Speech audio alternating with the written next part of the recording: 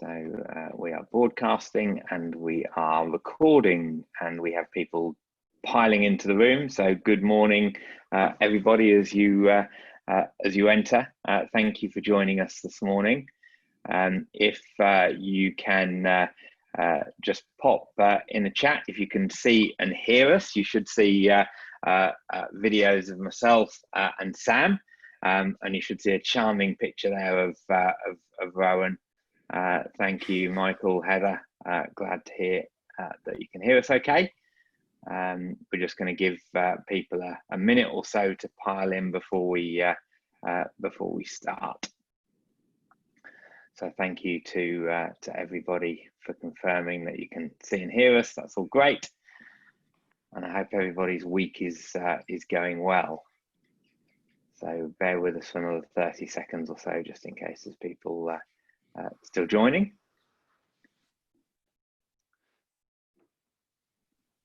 I think one of the things that's been a bit of a change this week, Will, is the weather. Certainly up by myself here, it's foggy every morning, which adds a bit of difference. You know, certainly in June, we wouldn't necessarily expect that, but yeah, hopefully everyone's week, nonetheless, regardless of the weather, is still going pretty strong. It's better than last week, that's for sure, isn't it? That's right. That's the right perspective, you know. That's what you got to look at. Always look on the bright side, hey. That's it. Well, good morning, everybody. Thank you for joining us for our App Advisory Plus Web of the Month. App of the Month. I'm joined today by Sam from Float, and we're delighted to have Float as the App of the Month for, what are we now? We're June. So good morning, Sam. Thanks for joining us. Thank you so much for having me, Will. Yeah, it's a wonderful to be part of App Advisory Plus, and amazing to be here today. So incredibly thankful for that. So thank you. Pleasure. Right, everybody. I'm just going to share a screen, and we're going to get cracking here. And if I can get back to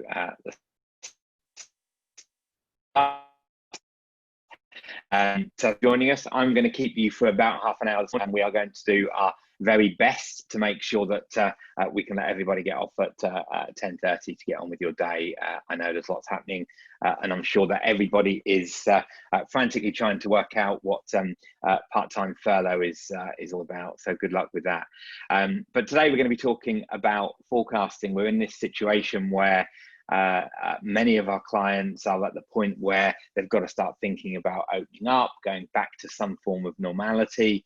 And I think more than ever, helping clients understand the implications of their cash position is going to be absolutely critical. And we've been really lucky with the apps that we've been focusing as App of the Month during this period of lockdown, because we had Capitalize in March, and it was really great timing to have the guys from Capitalize on the call talking about access to funding, and it's great that as we come to the point where we're coming out of lockdown to some degree, that we've got Float with us and we're able to talk about the importance of helping clients manage their cash position. So as I say, I'm joined by Sam this morning, who's our account manager at Float. Sam, do you want to just give a very quick intro to yourself and Float? Absolutely. Yeah, so good morning, everyone. As Will said, I'm Sam. I'm the account manager at Float. So I deal and work with all our partners, so all the accountants and bookkeepers that we have using Float in the UK and in sort of the rest of the world as well. Everywhere excluding Australia and New Zealand, because we've got a team out there too. So as Will said, it's going to be my job today to introduce Float to everyone, give a bit of an idea about what Float does, and then specifically talk more about scenario planning and so forth as well. So yeah, wonderful to be here, and hopefully today I'll be able to give you some insight into the following, into scenario planning for specifically business revival. And then also, as an extension of that, how to deliver cash flow services to clients. And it's something that I've been working sort of really closely with a lot of our partners over the past 2-3 months throughout lockdown, because ultimately there has been such an increase in demand for cash flow forecasting, and naturally given the situation that a lot of businesses have been put in, cash flow forecasting has become one of those activities that has become quite crucial. So delving into some lessons that we've learned throughout lockdown, but also that we've heard prior to that as well, as to some of the best ways to actually deliver cash flow forecasting services to your clients. Brilliant. So, thanks, Sam. If anybody's got any questions as we run through the session today, please use the Q&A box on Zoom webinar control panel, and we'll get to as many of those as we can during the course of the session. If we don't get to any, we're very happy to pick those up with people after the call. Sam, dive in. Wonderful, thank you, Will. So jumping onto the first slide into how to, I guess, introduce Float. And I think the best way to do that is to probably introduce something that you're all the attendees today are probably very, very familiar with. And that is the good old spreadsheet. So the spreadsheet at the moment, this was, I guess Float was born out of a singular need. So Colin Hewitt, our CEO, was running his creative agency up until about 2010, 2011. And he really needed to understand how much cash he was going to have in his business. And specifically, well, how much cash he had right now, but also how much cash he had in the future as well. And not necessarily knowing that future cash position meant that he couldn't necessarily make critical decisions like when to make new hires or invest in his business. And so he sort of sat down on one Friday night, as you do with cash flow forecast, and rolled up his sleeves and began creating this cash flow forecast out of a spreadsheet. So he had a problem. He thought, right, I'm going to try and tackle it head on. But he did quite quickly, as many of you may realise, found it completely manual and too laborious to update. So as a sort of active business owner or kind of keen business owner, this became a problem.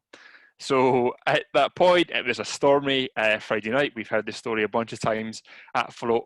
He sort of said, no more, there must be a better way. So that's when Float itself today was born.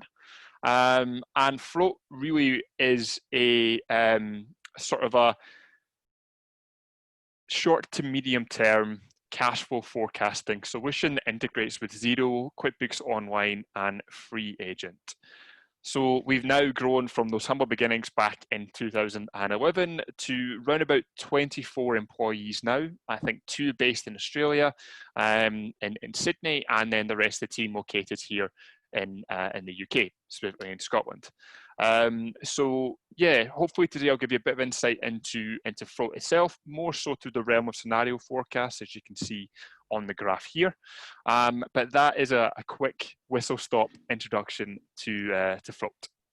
And it's really great, Sam, that you're going to be focusing on scenario planning, because this is exactly what clients need to be doing now, because we have no idea, do we, in terms of what we're going back to. So if you've got clients in retail, I mean, what's going to happen? Are people, like on the news yesterday, going to queue for hours outside stores to kind of relive the shopping experience? Or is that something that's going to kind of be that initial thing of, hey, we can go and do it, and then we're going to see a slowdown? So businesses have got to think about the good, the bad, and the really ugly, haven't they, in terms of what happens if. Totally.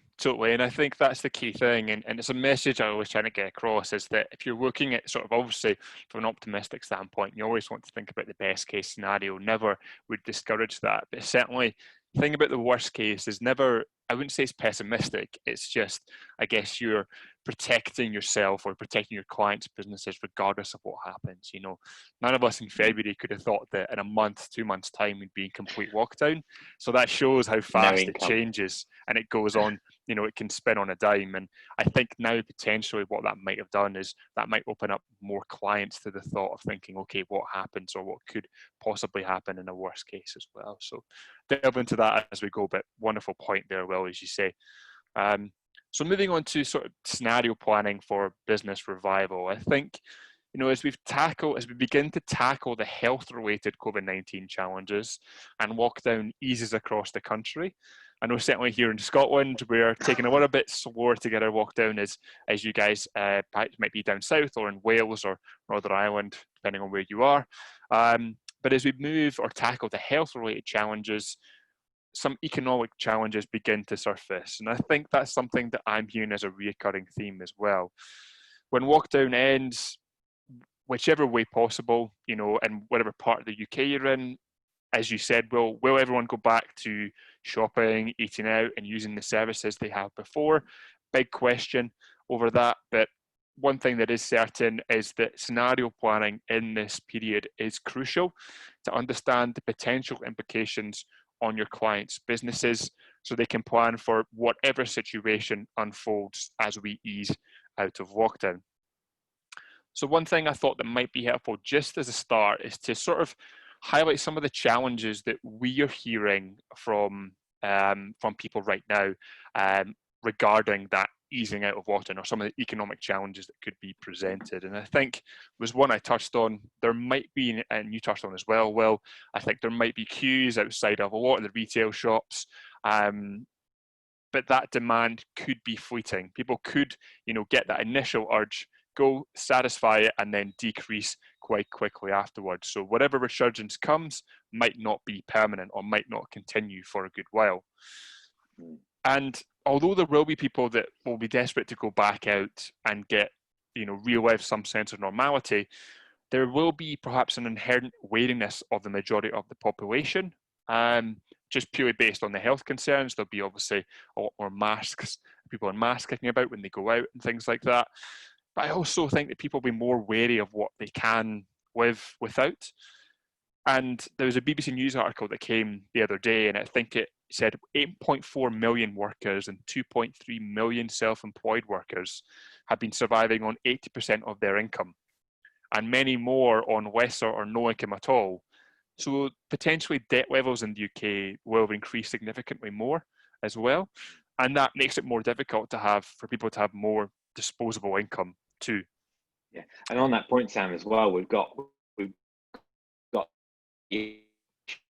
as well, so businesses will have taken advantage of bounce back loans, CBILS money, that there's almost a false sense of security that they've got this money in the bank and they're not paying it back yet. But in 12 months' time, all of a sudden the bank are going to start taking that money back. And we've got to be really conscious of making sure that we're aware of that, we plan for it. And also some of the points here around changing spending habits and things. I think it's really important to highlight that understanding cash flow is kind of one of those things that helps us identify a need to question our strategic business models as well, and actually say, well, if the current model isn't going to work, then what are the options for us to rethink what we do and how we do it? And again, as accountants, we're really well placed to have those conversations with clients and start challenging their thinking about what their new post-COVID business model should look like. Absolutely, yeah. I think that business model one is incredibly important, and I think the last two bullet points here really touch on that. There will be a lot of businesses now that previous would have been reliant on, supplies from overseas, particularly some of the most affected countries in the world, but due to perhaps some shipping delays or a lack of funds for that business, they may see prices of components or consumable costs starting to increase, which makes that business model more and more fragile potentially. But also as well, there have been some businesses that have perhaps done really, really well in lockdown. So there have been some that have pivoted and have adjusted their business model. But when we actually phase out of lockdown, particularly for things like local businesses selling fruit and veg, when the supermarkets become more accessible and the food there is sort of more accessible as well, then ultimately that shakes up their business model that they pivoted to as well. So there's all these challenges that could potentially come up. And I use the word challenge because a challenge is meant to be overcome. So none of these can be, have to be permanent. It's just worth highlighting in the first sense as to how we start to think about tackling them. And scenario planning is a big way in which we do that. However, the first step I would always recommend, and what we're seeing people recommend right now, is helping clients to visualize the next 3, 6, and 12 months. So the reason why that's important is because if you understand realistically what your client, or help your clients understand realistically what their cash flow forecast is going to be over the next 3, 6, and 12 months, then that can highlight any problem areas or challenges right off the bat, ones that you would need to prioritize first before you start considering what if this happened or what if that happened. And so kind of what has been difficult also throughout lockdown or throughout COVID-19 is that it's very difficult to say what is realistic and what's not.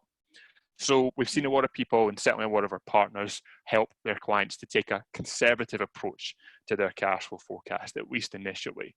So taking that conservative approach, building that forecast out, not necessarily taking too many risks as to best case, worst case, that can come later, but essentially giving them that clarity of exactly what was going to happen. And I think back to an example, I was actually working with a small accounting firm.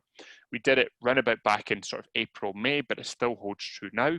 We essentially went through all of their repeating invoices or all the recurring customers in or clients in Xero and the retainers they had, and went through and said, okay, who is guaranteed they're going to pay? So who said that they will pay? Who say that they maybe signal they can't or need to change the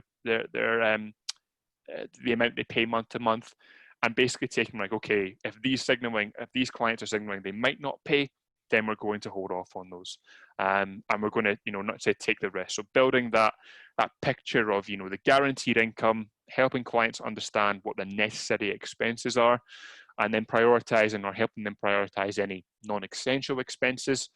You can really start to give that visibility into the next 3, 6, and 12 months. And I know it's a topic for another webinar, Sam. But of course, the key to all of this is data quality. Absolutely. And we were talking briefly about this before we kicked off with Receipt Bank's acquisition of Xavier Analytics yesterday. Definitely. But all of this stuff that we're talking about here in terms of being able to support your clients, work with your clients in this way, all comes back to the quality of data, the importance of regular bookkeeping, that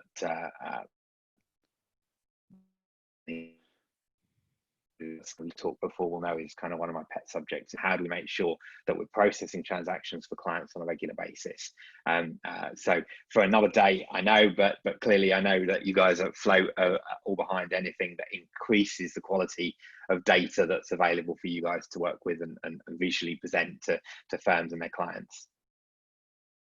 Absolutely, yeah, 110%. I think it's certainly interesting that Receipt Bank have acquired Xavier Analytics, but as we spoke about before, anything that boosts the info or the data quality can only be a good thing for any app that exists on the other side of Xero. So if you're using Float, if you're not using Float, or you're using any other app that extracts data from Xero, QuickBooks, well, more so, sorry, Xero in this respect, then that acquisition should have a massive impact for you. And so coming on to sort of the next session and understanding sort of once you've helped your clients visualize the next 12 months, I think the important thing, sorry guys, I seem to have lost my mouse. Let me give me just a sec to try and find it. There we go, perfect. Let me move it on for you for the moment. There we go, perfect, thanks so much. Thanks for that, Will. So help and highlight, so based on that forecast, you can start to understand where the problem areas are. And then as an expert advisor, you're brilliantly placed to essentially take the fear out of those problems. That's the key thing for the client, is that they'll understand, they'll see maybe a red line, or they'll see a dip in the cash flow forecast, and they'll say, okay, that's a problem area that might cause some bit of stress, but it's now your opportunity to say, right, we can solve that. That's no problem. Here are the various solutions. So understanding where the client needs to focus their time is really important. So let's say that, taking that example I used before, and that I helped that firm. They realised they had potentially some gaps coming up in their cash flow forecast. So they went through their clients to basically say, okay, they're not going to pay, I'll push them out or I'll exclude them. You can do that within Float. So in the invoices due tab, you can essentially see all the invoices you have upcoming and make changes to those. You can either exclude them if you feel like the client isn't going to be able to pay, or they can, push it forward by 30 days, 60 days well in advance. So you're not necessarily projecting that income coming in a lot sooner than it might be. So you certainly have that functionality within Float. And that's probably where I think one of the key places I gear clients towards. Ultimately, they're the ones that would have relationship more so with their customers. So they may have a better, they may be easier for their clients themselves to actually understand, or firstly understand when their customers are going to pay, but perhaps have more favorable payment terms with them. So if your client's got a good relationship with their customers, then that might result in quicker payment terms from that perspective as well. So gearing your clients towards specific areas that they are, the information they're predisposed to and they have the insight for first before yourself is going to be a good point. So invoice and bills. But then there might be some other areas with regards to, okay, on the bills side, what suppliers, who do you have good relationships with, who can you get more favorable payment terms with, and then push those out in Float as well by extending the expected payment date too. So you're highlighting, as with our current trajectory, what's the outlook going to look like, what's the cash flow forecast going to look like, and then based on the problems or challenges that may result from that, then you're thinking, okay, this is where you need to focus to resolve the issues we're already heading towards. And then once you've done that, or once you're getting the clients into that focus and start to resolve those areas, then that's where scenario planning comes into it. Because what that essentially allows you to do is say, okay, we understand what our current trajectory is based on the circumstances that we know, with all the data we have right now, that we know is going to happen in 3, 6, 12 months time.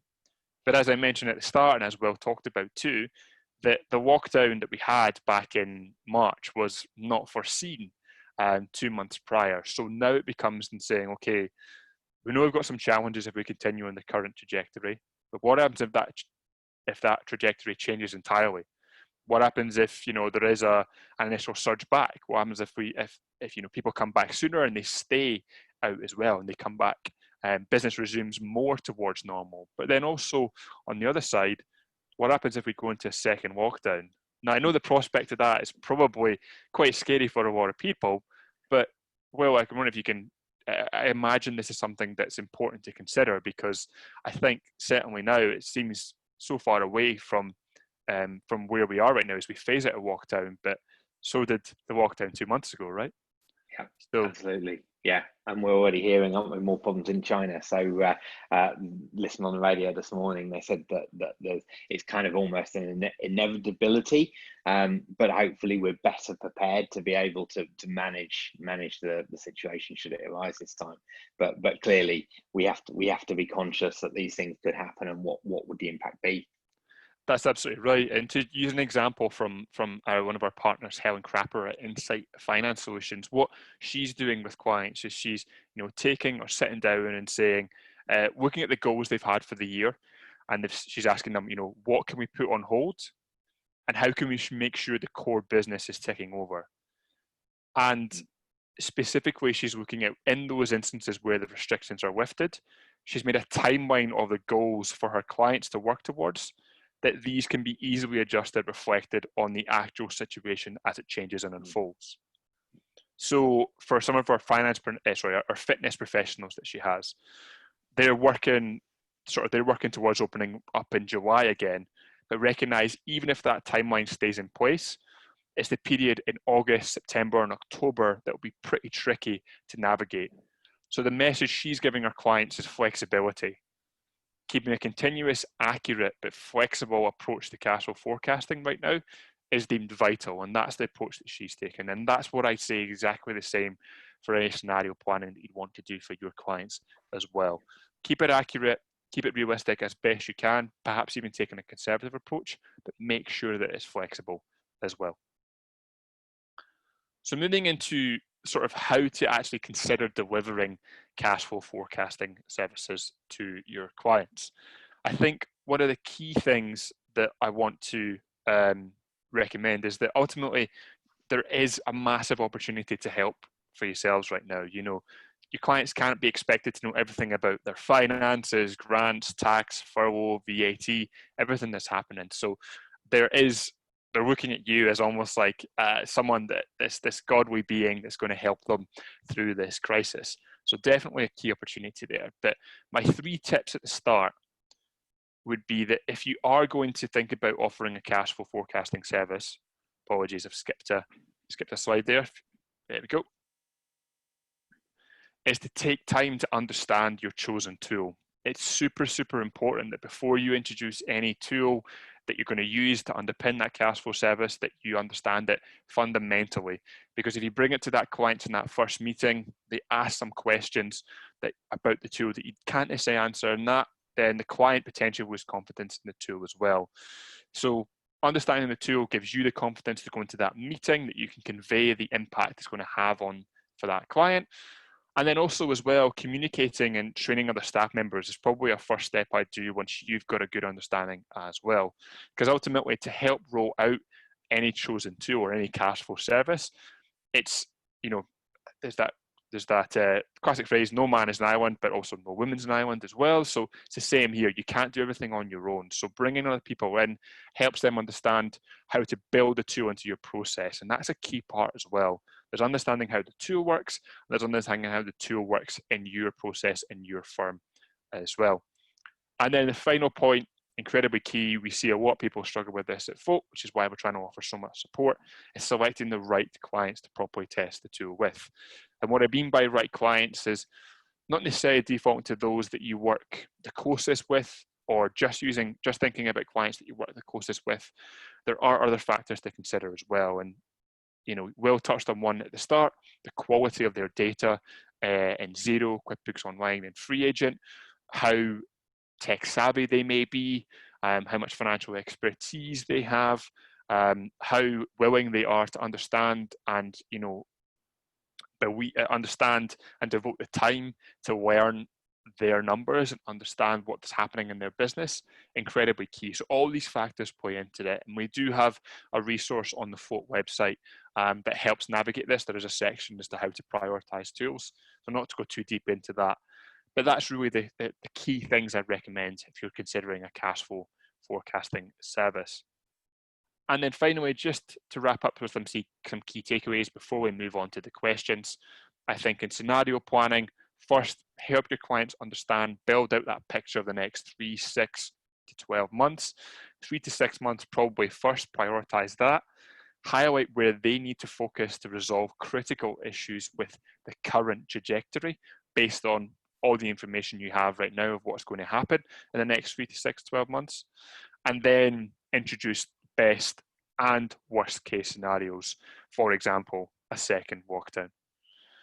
So hopefully that wasn't too much information for everyone, and thank you so much for jumping in as well, Will. But I think right now, actually, sorry, before we jump into questions, anything you want to add to that, Will?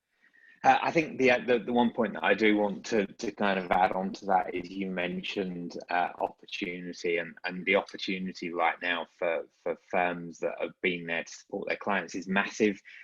We're seeing it in our firm right now, the number of clients that we're taking on as new business because their existing accountants have disappeared off the face of the earth. I'm hearing that quite a bit with firms that I'm talking to. So there is a massive opportunity to support clients that have been significantly under-supported by their existing advisors. So use this opportunity that's there. I'm sure everybody that's watching this webinar, because you're watching this webinar, means that you'll have been doing the proactive things. You'll have been helping your clients understand about CBILS and bounce back loans and furlough and all of those other things. So you're really well placed to capitalize on that opportunity going forward.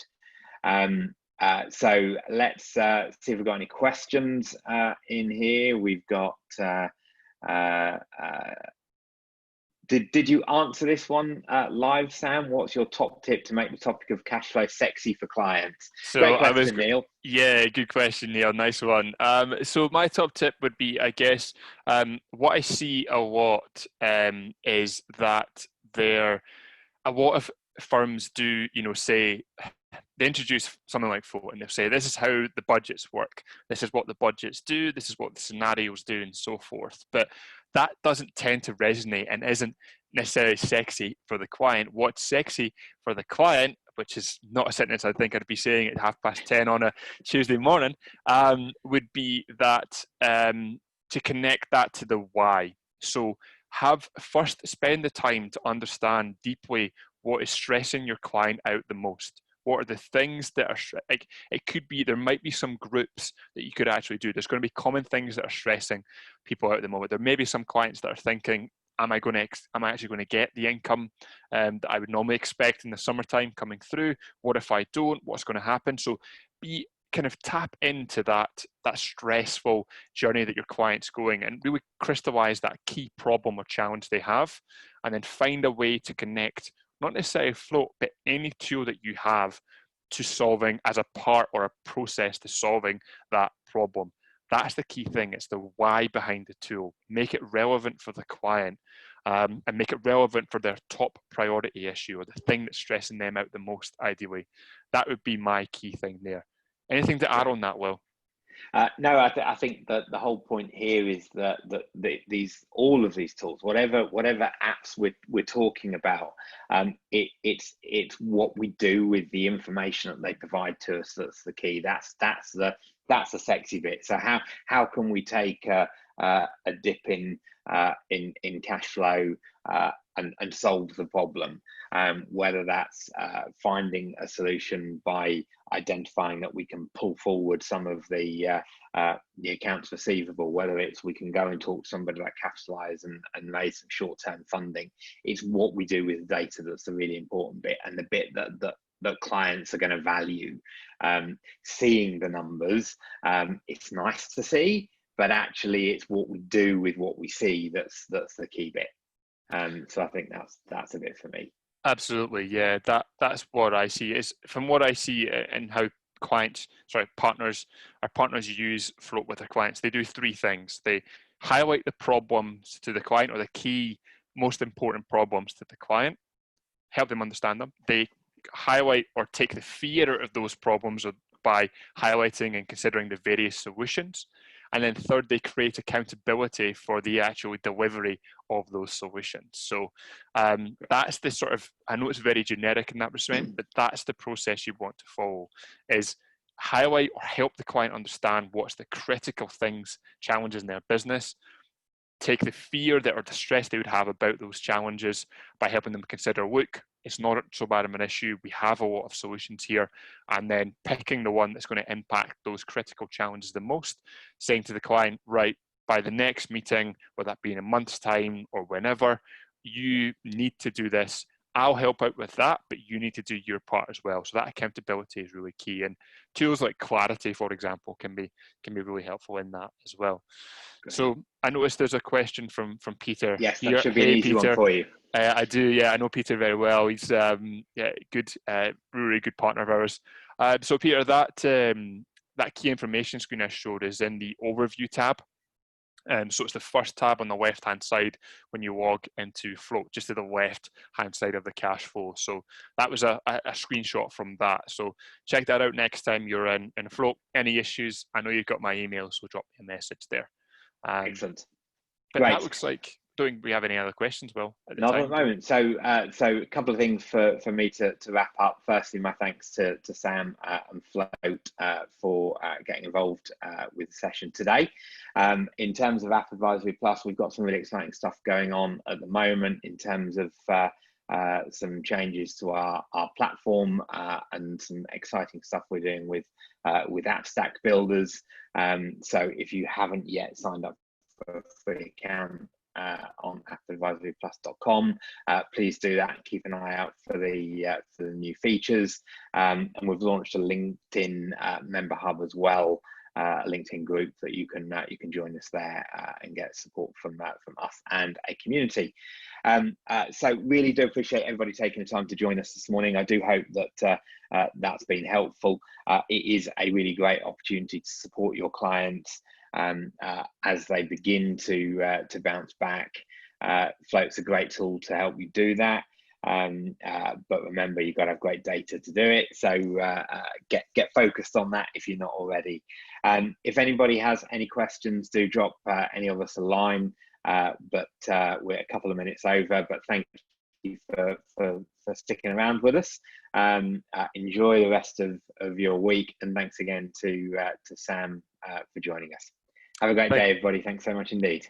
Thanks so much, guys. It was wonderful. Cheers.